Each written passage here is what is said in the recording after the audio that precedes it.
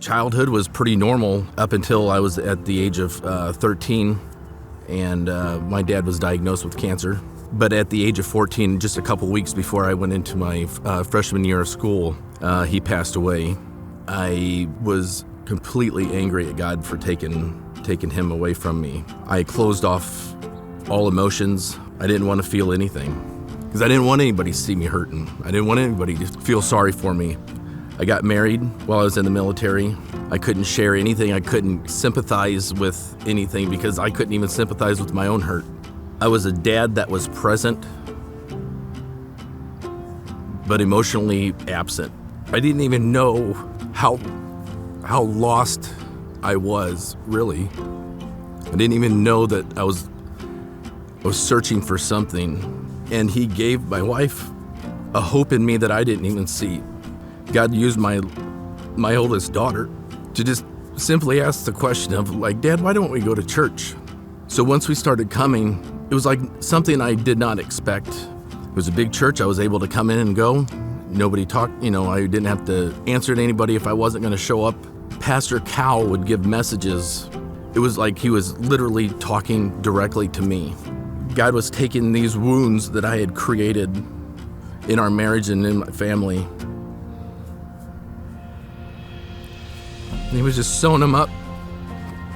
Through a deliverance session, God showed me that I didn't even realize I hadn't cried for 20 years.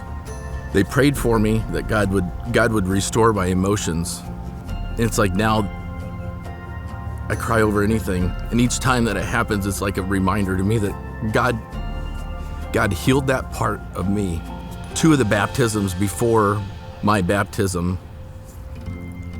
each time I kind of felt a little bit of a nudge of you should get baptized. And I didn't know why. So I started reading about it and started asking God, like, what it was that he was trying to show me. I wanted to do it this time for quite literally a burial of my old self. To be completely transparent, I would have been okay if no one would have even been there.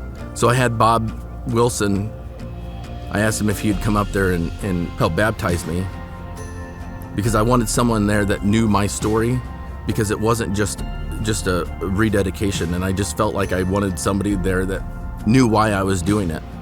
But what I didn't have in mind and what I couldn't see was the offshoot of blessings that he had in store. We got done with the baptism. When we got home, she said, I know today is a big day for you, but it's a big day for me too. And she told me that as she was reading her prayer journal, God had answered every single prayer that she was praying for me. But those offshoots of blessings is something I could have never seen. But it's something that happens often when we're following his guidance. We think we're doing it for one thing, but it's like he's like, oh, you don't even realize what I got. I got more for you.